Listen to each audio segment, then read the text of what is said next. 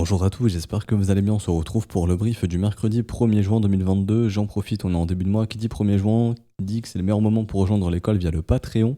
Donc le lien est en description et en commentaire. Si vous voulez nous rejoindre, vous êtes les bienvenus. C'est le moment ou jamais, hein. C'est toujours en début de mois via le Patreon. Après, c'est trop tard. Je vous mets, enfin, je pense dans la semaine peut-être, je vous dirai un petit peu le programme de ce mois-ci, de ce qu'on y fera dans les briefs.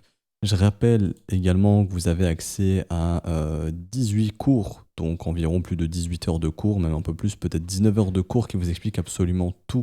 Donc ça a déjà été tourné, il y a des cours écrits également, il y a aussi des exercices qui ont été faits pour les cours pour que vous puissiez bien vous exercer, des examens également pour que vous puissiez voir si vous maîtrisez bien vos connaissances et voir si vous pouvez appliquer ça ensuite sur du paper, donc essayez. Pas en réel, hein, essayez d'abord et ensuite appliquez ça en réel une fois que ce que vous avez fait sur papier, donc sous paper, fonctionne.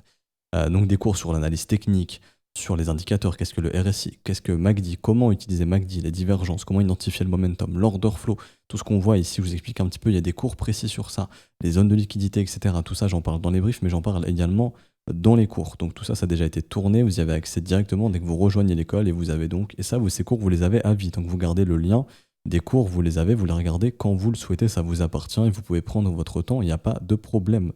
Donc n'hésitez pas à nous rejoindre, bien évidemment, vous êtes les bienvenus. Je remettrai aussi à jour un petit peu le Patreon parce que beaucoup de choses ont changé. Les briefs sont disponibles en rediffusion absolument tout le temps. Donc voilà, si vous voulez nous rejoindre, n'hésitez pas. Si vous voulez apprendre à développer votre trading, à développer comprendre votre profil, à développer vos setups, à développer votre profil de trader tout simplement, à le comprendre et surtout à vous améliorer, bien évidemment, c'est le but recherché. Et surtout savoir comment trader, savoir quand acheter, quand vendre, qu'est-ce que j'achète, qu'est-ce que je vends, qu'est-ce que je garde, quel type de trading je dois mettre en place. Est-ce que je suis plutôt un mec qui fait du swing trading, du scalping, du day trading, etc., etc. Et aussi à préparer le prochain bull market qu'on aura probablement. Parce que je pense que c'est maintenant ou jamais que ça se prépare. Le principal d'essayer de préserver le capital et par la suite savoir bien identifier quand un marché se retourne et surtout savoir quoi acheter parce que il y a plein d'altcoins, je pense qu'il y en a plus de 13 000 je crois maintenant, il faudrait regarder sur CoinMarketCap et il ne faut pas acheter n'importe quoi. Et le marché donne des signaux techniques clairs, généralement, d'un marché, enfin des signaux clairs pardon, de reprise. Et tout ça, c'est enseigné dans l'école avec des stratégies adéquates. Et bientôt, enfin, les élèves le savent, je leur en ai déjà parlé, mais des cours arriveront, de prochains cours pour de nouvelles stratégies. Donc là, c'est pas encore maintenant, parce que sur les alts, il n'y a pas encore ce qu'il faut. Mais quand on s'approchera un petit peu de ce qu'on attend sur les altcoins, je referai des cours au niveau des stratégies pour tout ce qui est prise de profit, gestion du risque, etc. Donc vous êtes les bienvenus, n'hésitez pas à nous rejoindre. Alors, on parle du Bitcoin aujourd'hui.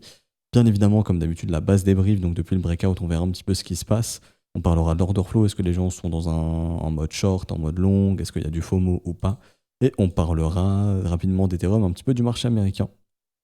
Et de KNC aujourd'hui, si on a le temps, bien évidemment, ça encore une fois, je le dis en début de brief, si on a le temps, ça va dépendre un petit peu si je prends du temps sur la macro ou pas, ou sur le Bitcoin ou peu importe, pour pas faire un brief trop long, sinon ce sera pour demain. Et je le rappelle aussi, hein, votre vidéo d'analyse altcoin pour la newsletter, elle va arriver cette semaine, probablement ce week-end. Donc d'ailleurs, c'est le moment ou jamais pour rejoindre la newsletter, c'est totalement gratuit. N'hésitez pas. Alors du coup, le Bitcoin, donc on a bien breakout, ça il n'y a pas de problème, on est au-dessus de la ligne de coup et pour l'instant il n'y a ni signe de faiblesse ni signe de force, c'est-à-dire que ce marché ne montre pas une action de prix bearish mais ne montre pas pour autant une action de prix super bullish. Ça reste du range en fait, on est bloqué entre ici et le marché est totalement en train de consolider. Pour moi, une direction baissière ici serait vraiment mauvais signe. Après un breakout haussier comme celui-ci, donc après un breakout de type W comme ça, on est censé normalement voir des signes de force. Hein. Les acheteurs sont censés se montrer et le marché devrait monter si vraiment c'est bullish, si c'est haussier. Par contre, tout signe de faiblesse qui se montre après un breakout, c'est baissier. Et donc là, en fait, on a la chance, le marché a établi ce qu'on appelle une zone de combat. Donc en gros, c'est la bougie d'hier qui vient nous borner le marché, donc qui crée simplement un point de rejet vendeur ici et un point de rejet acheteur ici. Donc on sait que les acheteurs défendent ici, les vendeurs défendent ici. Tout simplement, si on clôture sous ce niveau, c'est que les acheteurs ont perdu leur point de rejet et que du coup, c'est pas bullish. Surtout que là, on viendrait réintégrer le range. Par contre, c'est pareil, si on vient casser ici, si on casse le point de rejet vendeur, bon, bah, c'est que les vendeurs n'arrivent pas à rejeter le marché ici et que donc, on peut monter plus haut. Tout simplement, c'est ce que nous apprend ici les petits chandeliers. Et donc, tout simplement, une clôture au-dessus, continuation haussière, une clôture en dessous, ça ferait une pattern de retournement baissière. Et ça, c'est vraiment pas ce qu'on va voir. Et donc, ce sera réintégration du range. Qui dit réintégration du range dit probablement qu'on va essayer d'aller chasser les liquidités sous le creux trouvé ici. Donc ça nous permettrait en gros d'aller faire un petit tour sous les 27 000 $. Je pense si vraiment on réintègre et qu'on ne regagne pas très vite comme ça. On peut faire un truc comme ça, donc en gros, tac, et on remonte. Si on fait ça, c'est bullish. Mais si on réintègre, il n'y a pas de reprise, il n'y a rien du tout et on fait ça, là c'est hyper bearish. C'est bearish, il faudra s'attendre probablement à un petit tour sous ces creux pour liquider, pour chasser tous les acheteurs qui ont pu rentrer ces derniers jours sur les contrats dérivés et aussi faire paniquer ceux qui ont acheté sur le spot pour les forcer à vendre et leur faire croire que 30 000 n'est pas un bon prix. Ça se trouve, 30 000 ne sera pas un bon prix, hein, si 15 000 ou 20 000 $ nous est proposé. Bon, je pense qu'à long terme, 30 000 c'est un bon prix puisque ça correspondra au prix de production au niveau de l'halving prochain. Donc, comme j'avais expliqué, pour moi, quelqu'un qui achète à 30 000 sur le spot aujourd'hui, en 2024, il y a de grandes chances qu'on soit vers les 30 ou au-dessus de 30. Donc, ce soit un investissement plus ou moins rentable, de grosses probabilités que ce soit un investissement rentable et pas trop casse-gueule. Mais bon, encore une fois, rien n'est sûr à 100%, bien évidemment. Donc pour le Bitcoin en daily, rien de plus à dire. Je reviens juste rapidement sur une autre chart. Donc là, on est en échelle 3 jours. Donc une bougie, ça égale à 3 jours. Enfin, c'est égal à 3 jours. Et donc ici, on voit qu'on est dans un range qui est bien marqué. Et là, pour le coup, en daily, on serait sorti de ce range ici, mais en 3 jours, on voit qu'on n'est pas encore sorti du range. Et techniquement, bah là, ça se voit bien, en fait, la borne haute, elle est à 32 600 $. Donc une confirmation un peu plus haussière ici, ce serait vraiment de s'installer au-dessus de 32 600. Donc on voit qu'il y a encore du chemin. Et là, ça pourrait résoudre, comme il se doit, ce range, ici, ok, entre 25 300 et 32 600 $. Donc là, je vais mettre des petites flèches jaunes, comme je fais d'habitude, mais là, c'est notre zone de combat. Donc c'est une zone qu'il faut résoudre, tout simplement, pour avoir un directionnel haussier, et pareil, un directionnel baissier si on casse en dessous. On voit qu'on a marqué un fort support ici, là, ça se voit bien encore de chandelle. Il y a vraiment des gens qui défendent massivement ce prix, hein, les zones des 28 600. Pareil, si on y revient pour de l'achat spot, ici ça peut être un bon prix parce que c'est vraiment bien défendu. Donc glisser un tout petit achat ici, une petite fraction de Bitcoin, si on peut se le permettre, ça pourrait être intéressant. Après, bien évidemment, si on clôture dessus, bon bah tous ceux qui ont défendu ce niveau sont bloqués. C'est des vendeurs qui peuvent vendre plus bas et qu'on peut faire paniquer plus bas, bien évidemment. Mais généralement, c'est plutôt de la smart money des gens assez riches, hein, qui arrivent à bien défendre un prix. C'est pas l'investisseur lambda qui vient investir avec 100 € qui va réussir à maintenir un marché sur un niveau de prix aussi précisément. Fini pour le Bitcoin sur du daily, rapidement sur du court terme. Surveillez l'action du prix absolument. Mon discours n'a pas changé. En H4, tout signe de faiblesse, style M, creux, sommet descendant comme ça, c'est bearish avec une réintégration. Faudra pas se prendre la tête et se poser 6000 questions. Ce sera donc un retour dans le range. Et donc à ce moment-là, là sur du court terme, on pourrait parler de zone de rechargement. Hop, comme ceci. Donc un retour sous les creux, bien évidemment. Et donc là, ça pourra être la prochaine zone à surveiller pour une entrée. Ok. Tout simplement. Pour l'instant, au niveau du momentum, il y a une petite faiblesse au niveau du momentum. Donc c'est ce qui va traduire probablement plus de range. Et quand il y a de la faiblesse au niveau du momentum, bah, faut se méfier justement d'une potentielle structure de retournement par la suite. Je passe en 1 heure rapidement, mais au niveau du momentum, 1 heure, pareil, on a une belle divergence baissière, donc il faut vraiment faire attention ici. Bon, ça fait longtemps qu'elle est là, enfin ça fait longtemps. On en a eu... Oui, elle est arrivée hier vers 11h midi, donc ça fait quelques temps quand même. Donc hier en fin de matinée. Donc c'est ce qui fait que le prix consolide maintenant, justement. Là on est en pleine consolidation. On voit le début de M, ici il faut vraiment se méfier, hein, mais là il y a une faiblesse au niveau de l'action de prix. Rebond, tac, rebond. Si on commence à faire ça, c'est vraiment pas bon. Hein. De voir des M après un breakout, c'est pas ce qu'on est censé voir. Si le marché est vraiment fort, on est censé mettre pression sur les résistances, faire des creux ascendants, des W pour du breakout. Là, c'est vraiment pas l'action de prix qu'on a, donc méfiance. D'ailleurs, j'en profite, mais au niveau... est-ce que j'ai le bon onglet Discord? Si je l'ai pas, je peux pas aller sur Discord. Yes, les liquidations sur le Bitcoin.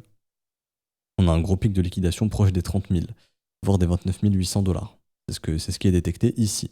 Donc, attention, est-ce que ce marché a envie d'aller chercher ce pic de liquidation? C'est possible, hein, vers les 29 800, donc vers le premier arrêt, en fait, juste ici. À voir. Il faut dire qu'il y a beaucoup de liquidations du côté des longues qui attendent. Ce que je vais surveiller aussi en H1, c'est le momentum. Si d'ici aujourd'hui, on commence à remonter un petit peu, le momentum va remonter et on pourra développer du potentiel, du W sur le momentum.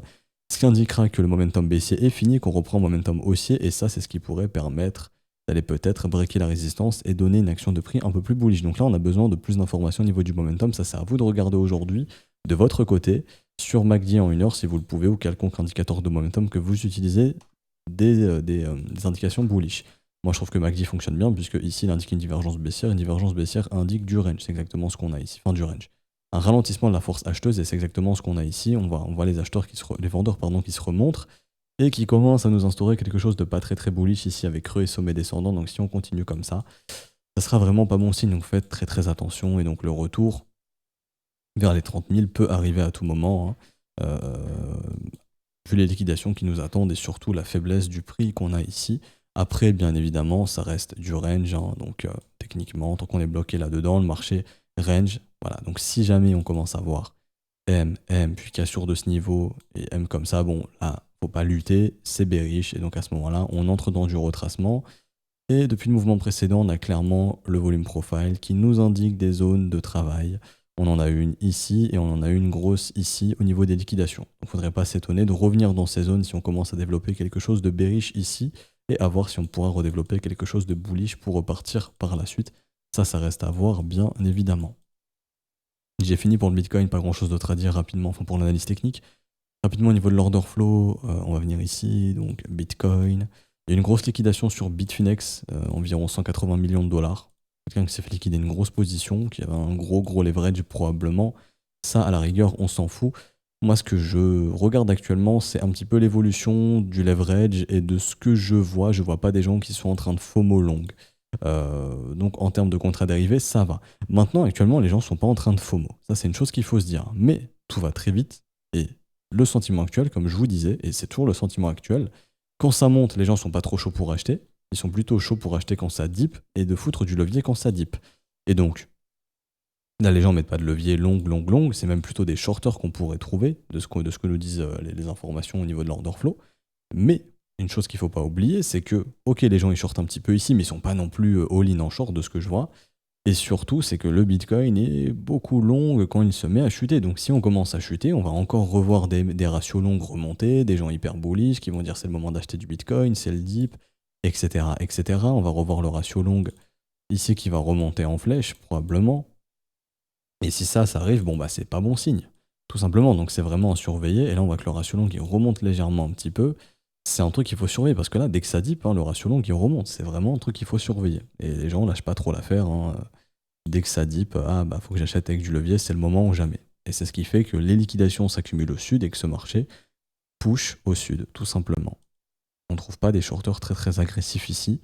Légèrement ici, donc sur l'action de prix d'hier, un peu de leverage, un ratio short qui monte un petit peu. Donc il y a eu un petit peu de shorter ici qu'on pourrait aller chasser, pourquoi pas, mais attention, hein, faut vraiment pas dip trop profondément, sinon les gens vont être maxi bullish et ça c'est vraiment pas bon. J'ai fini au niveau de l'order flow rapidement par l'Ethereum. Alors ETH BTC hein, qui est bearish maintenant, on est sur les 0,382, ça passe ou ça casse, donc soit on consolide ici, le marché redéclenche quelque chose d'haussier, et ETH se remet à surperformer Bitcoin, soit on break, et donc ETH rentre dans un marché plutôt en range, et donc il faudra s'attendre à une action de prix similaire à quelque chose comme ça. Donc des rebonds qui peuvent être plus ou moins profonds, par exemple quelque chose comme ça, hein. Mais la finalité ce serait un Ether qui revient ici très très probablement pour développer par la suite quelque chose de bullish pour hiver 2023 ou 2024. Là, je parle de ETH BTC, donc l'Ethereum contre le Bitcoin. Ce qui fait qu'il y a de grandes chances qu'en cas de rallye haussier du Bitcoin, ce soit Bitcoin qui performe le plus que Ethereum, et donc plus que 90-95% des altcoins. Donc ce serait Bitcoin le trade le plus avantageux, contrairement aux alts. Je sais que généralement, on se dit, ouais, les alts, j'achète une alt à 30 $, si elle remonte à 200, je fais une bonne plus-value. Mais là, le signal qui est donné par le marché, c'est qu'en cas de remontée, la Bitcoin dominante est la plus forte, donc l'asset le plus fort serait techniquement le Bitcoin. Après, il y a toujours des exceptions, des assets qui arrivent à sortir leur épingle du jeu, si je puis dire, et du coup à performer un petit peu plus que le Bitcoin. Mais on va dire que voilà, vous avez une chance sur 5, on va dire, de tomber sur la bonne alt qui va réussir à surperformer le Bitcoin. Et du coup, toutes les autres vont dip plus. Donc un Bitcoin qui fait un dip, par exemple, je sais pas moi, le Bitcoin il monte comme ça, il perd 8%. L'altcoin, elle en a perdu 20 sur ce dip. Donc vous êtes beaucoup plus exposé si vous voulez trader ici le marché altcoin. Donc je pense que le plus safe pour un débutant, ce serait le Bitcoin. Pour le moment, si vraiment on veut trader ce marché. Alors, Bitcoin fini, Ethereum rapidement en daily, donc ETHUSD toujours dans la zone de combat, on est bloqué entre notre EMA9 et notre EMA18. Une résolution haussière d'une des deux EMA de l'EMA18 serait bullish et pourrait nous permettre de re-rentrer dans le haut du range.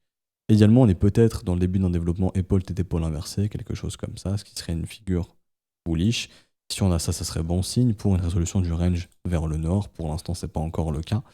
Et également, ce que je voulais ajouter, c'est que oui, si on vient casser les manœuvres ici, bon bah là, à ce moment-là, il y aura de grandes chances de revenir tester le creux. Et Ethereum est beaucoup plus faible que Bitcoin, c'est dommage. Ether est beaucoup plus faible que Bitcoin, c'est dommage. Nous, on voit qu'on est toujours dans notre range, alors que Ether, lui, enfin pardon, Bitcoin est déjà sorti de son range daily, Ether, lui, est toujours dedans. Après, c'est vrai que si on regarde le range de Bitcoin en 3 jours, on est toujours dedans également, mais on consolide sous résistance. Et d'ailleurs, c'est bien, on est en train de s'installer au-dessus de ce sommet ici. Tant qu'on reste dessus, on peut tenter d'aller casser plus haut. Fini pour Bitcoin et Ether, rapidement le marché américain. Et je regarde si ça fait un brief assez long. Bon, pour l'instant, c'est 15 minutes, ça va. On verra si je fais KNC ou pas, si je prends un peu de temps sur la macro. Donc, rapidement, alors le dollar index qui rebondit un petit peu. Bon, on passe en daily. On a une petite pattern de retournement ici, donc on peut s'attendre à un rebond comme ceci. Rebond premier arrêt vers les 102,7, voire plus en zone de rechargement de short. Nous, ce qui nous intéresse, c'est de passer en weekly et de voir si on va vraiment inverser la dynamique ou non. Est-ce qu'on va commencer à avoir ça? Si on a ça, c'est vraiment un retournement du dollar index. Et donc, un dollar index qui se retourne, ça peut favoriser une hausse des cryptos et des indices et des actions. À voir. Pour l'instant, c'est pas le cas. Également, une chose à surveiller, c'est toujours l'inflation. Ici. Et pour l'instant, il n'y a pas de nouveau sommet, mais si on repart sur un nouveau sommet, il faudra vraiment se méfier. Ça, le marché va vraiment pas apprécier du côté des assets à risque. Donc, il faut vraiment faire attention à tout ça. Et donc, le Bitcoin sera soumis également au flux baissier des assets à risque, hein, s'il y en a. Et du coup, rapidement, le S&P 500, ça n'a pas bougé depuis hier, mais il y a eu cotation. Donc, on a également notre zone de combat sur le S&P 500. On est bloqué entre cette borne et du coup, cette borne. Donc, la bougie de cotation d'hier, hein, nous crée notre range des prochains jours probablement. Un rejet baissier ici, donc si on clôture comme ça, c'est mauvais signe. Clôturer sous la bougie d'hier, c'est vraiment pas bon, ça annoncera un rejet du premier arrêt, donc probablement un retest du creux qui a été trouvé ici. Les cryptos vont probablement s'y corréler s'il y a ce mouvement, et donc ça nous indiquera que le Bitcoin était faible aussi, et que lui, il va revenir tester ses creux, voire lui, il aime bien venir chasser sous les creux pour récupérer la liquidité. Donc attention à ça absolument. Je reviens sur le S&P. En revanche, si on casse au nord, on casse le premier arrêt, très bien. Ça veut dire qu'on aura un peu plus de jus et qu'on pourra aller un petit peu plus haut, par exemple zone de rechargement de short. Et les crypto-monnaies pourraient s'y corréler également. Et donc à ce moment-là, ça serait plutôt quelque chose d'haussier. Et donc ils vont résoudre en même temps. Et le Bitcoin, lui, se dirigera plutôt vers les 34 à 36 800 $ dans un premier temps. Ok. Et du coup, j'ai fini pour la macro. Rapidement, du coup, le KNC. Alors, bon, première chose que je rappelle tout le temps, on chasse jamais un marché qui est vertical, c'est le meilleur moyen de se faire défoncer, hein, le meilleur moyen de se faire littéralement défoncer ici. Par contre, on trace, alors on prend le bottom, on trouve le top, on regarde où on est. On est en zone de rechargement actuellement. C'est une bonne localisation. Maintenant, c'est qu'une simple zone de rechargement, ni plus ni moins, c'est qu'une raison de localisation. C'est une zone dans laquelle on peut faire du DCA, du dollar cost average, mais c'est tout, sans plus. On n'achète pas juste les yeux fermés comme ça. Si on veut juste acheter un petit peu du KNC, voilà, pourquoi pas. Moi, c'est pas mon type de stratégie, encore moins sur les altcoins. Sur le Bitcoin, pourquoi pas prochainement et encore. Mais les altcoins, non. J'attendrai des structures de retournement. Actuellement, est-ce que j'ai quelque chose qui m'indique que KNC a posé un bottom? Non. Pour l'instant, on est simplement sur un rebond. Qui plus est, un rebond premier arrêt. Donc, généralement, c'est un dead cat bounce. Tant qu'il n'y a pas résolution de ce niveau, bon, on peut pas dire déjà qu'on repart dans quelque chose de plus haussier. Et ce qui tomberait bien, puisque la cassure de ce niveau permettrait de faire une grosse structure bullish qui, là, à ce moment-là, donnerait un signal de peut-être que ça redevient haussier, et peut-être qu'on peut aller retester la résistance ici, qu'on a laissé en V-top, peut-être même la casser et refaire de nouveaux sommets. Pour l'instant, c'est pas le cas. Donc est-ce que ça vaut le coup d'investir les yeux fermés dans le KNC? Moi, personnellement, je pense pas à l'instant T. Oui, le prix peut être bon pour du long terme, il n'y a pas de problème. Après une décote de je sais pas combien de pourcents, 90% ici en termes de retracement, 85, 90, oui, le prix est bon, probablement, mais j'ai pas envie que le truc fasse rien et que mon argent ne travaille pas pendant longtemps, voire même que le truc se relève jamais. Ici, j'ai aucune information comme quoi mon marché va se relever. Ça met du temps, mais il faudrait passer en weekly, et voilà, ça c'est l'information qu'on pose un sacré bottom, on est plat, hop, breakout, il y a un bon mouvement haussier, ça peut s'acheter sans problème. Ici pareil, range, breakout, bon mouvement haussier, très bien. Actuellement, est-ce qu'on a ça? Non. Donc, il faudrait attendre tout simplement range, breakout, ok, mouvement haussier qui se met en place pour peut-être aller chercher un nouveau sommet. Pour l'instant, on n'a pas du tout ça. Donc, moi, je vois aucune raison de venir acheter du KNC ici en mode FOMO. Oui, la localisation est bien, certes, mais pour l'instant, il n'y a ni plus ni moins. En revanche, si on a ici, après ce checkout, un W weekly, donc là, on voit le W qui pourrait se former. Donc la cassure du niveau que je vous ai dit, ça se voyait bien en daily, mais en weekly, ça se verra bien. Si on a ça, ok, pourquoi pas une entrée ici avec un stop sous la structure et de se dire, ok, je peux targeter de nouveaux ATH Ça, en gros, c'était la première phase de pump. On s'est mangé ce qu'on appelle le bear trap. On a la structure et là, on part dans quelque chose de beaucoup plus bullish par la suite et dans ce qui pourrait ressembler à une bulle, hein. Donc, si je vous mets schéma d'une bulle, marché financier, ça correspondrait un petit peu au bear trap. Je doute qu'on soit là-dedans, mais pourquoi pas.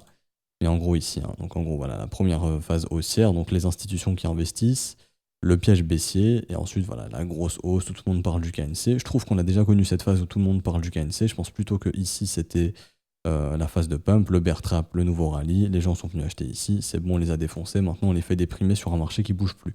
Possiblement, ça peut ressembler à ça. Maintenant, si c'était le bear trap, bon bah à ce moment-là, la chart va ressembler à ça. On va poser un bottom, donc par exemple voilà quelque chose comme ça, tac tac tac, et ensuite on va réaccélérer avec quelque chose de beaucoup plus haussier, par exemple quelque chose comme ça, donc une bonne grosse bulle, et ensuite on va se manger ça, voilà.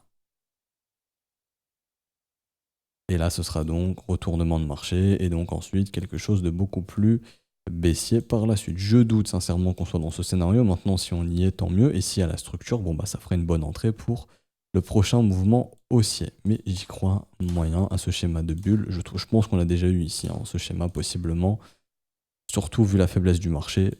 Je pense que ça c'était un exit pump. Des mecs étaient coincés, ils ont tout fait pour sortir avec le maximum de liquidité possible et ils ont tout dumpé directement derrière.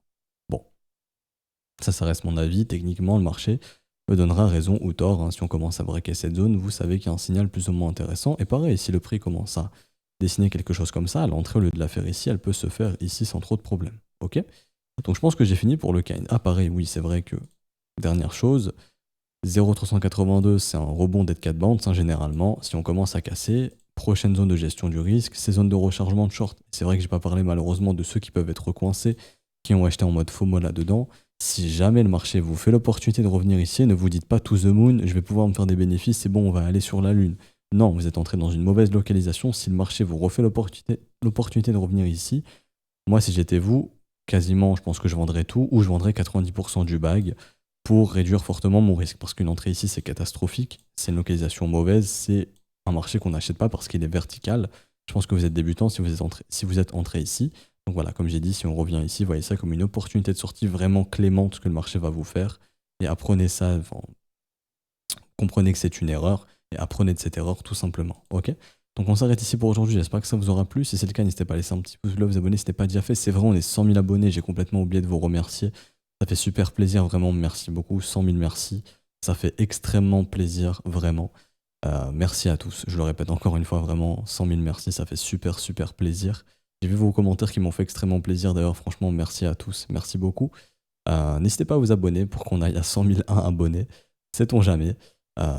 Également, à nous rejoindre sur Discord, c'est totalement gratuit, vous avez des ressources gratuites, vous pouvez échanger avec la communauté, donc n'hésitez pas, vraiment, tout est gratuit. Et si vous voulez rejoindre l'école, non pas via les modalités paiement bancaire ou PayPal, hein, de façon sécurisée, donc ça se fait via le Patreon, mais si vous voulez rejoindre via les modalités crypto, donc tout ce qui est paiement BNB, Ethereum, USDT, tout ça c'est expliqué dans le Discord, dans la section bienvenue. Si vous avez une quelconque question, n'hésitez pas en commentaire de cette vidéo, vous pouvez la poser ou sur le Discord, un des professeurs pourra vous répondre, ou même un élève avancé ou un élève pourra vous répondre s'ils ont la réponse à votre question. Et si vous avez procédé au paiement, par contre, vous pouvez envoyer le TXID à tous les professeurs, le premier qui le voit le valide et vous avez votre rôle élève très rapidement. On se retrouve donc demain pour un prochain brief. Bonne journée à vous, à demain. Ciao ciao.